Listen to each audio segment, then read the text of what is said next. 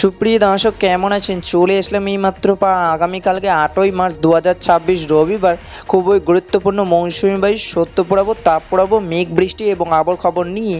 দর্শক, আজকে ভিডিওতে জানিয়ে দেবো আগামীকাল 8ই মার্চ 2026 রবিবার 24 ঘন্টা কেমন থাকার সম্ভাবনা রয়েছে দেশের 8টি বিভাগের 64 জেলার আবহাওয়ার পরিস্থিতি। আরও জানিয়ে দেবো দেশে কোথাও কোনো বৃষ্টিপাতের সম্ভাবনা আছে কি না।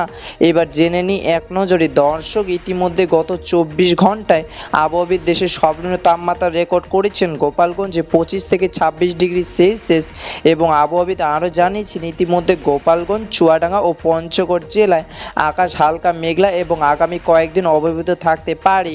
দর্শক, এই পর্যায়ে সরাসরি চলে আসলাম স্যাটেলাইট উপগ্রহের চিত্রে এবং এই মুহূর্তে দেখতে পাচ্ছি আজ এবং আগামীকাল 24 ঘন্টায় দেশের 8টি বিভাগের 64 জেলার আকাশ পরিষ্কার থাকার সম্ভাবনা রয়েছে।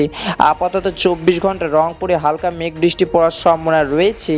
দর্শক, এবার সরাসরি চলে আসলাম মেঘ বৃষ্টির স্যাটেলাইট পূর্বাভাস চিত্রে এবং এই মুহূর্তে দেখতে পাচ্ছি আগামীকাল 8ই মার্চ 2026 রবিবার পর্যন্ত দেশের সব বিভাগে মেঘলা আকাশ থাকার সম্ভাবনা রয়েছে।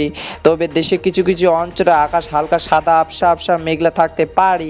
দর্শক, এবার সরাসরি চলে আসলাম তাপমাত্রা স্যাটেলাইট পূর্বাভাস চিত্রে এবং এই মুহূর্তে দেখতে পাচ্ছি আগামীকাল 8ই মার্চ 2026 রবিবার সকালের দিকে দেশের সর্বনিম্ন তাপমাত্রা থাকার সম্ভাবনা রয়েছে সিলেট বিভাগে সিলেট, মৌলভীবাজার, হবিগঞ্জ, সুনামগঞ্জ এবং রংপুর বিভাগে রংপুর, দিনাজপুর, কুড়িগ্রাম, গাইবান্ধা, নীলফামারী, পঞ্চগড়, লালমনিরহাট, ঠাকুরগাঁও এইসব জেলায় 25 থেকে 28 ডিগ্রি সেলসিয়াস থাকার সম্ভাবনা রয়েছে।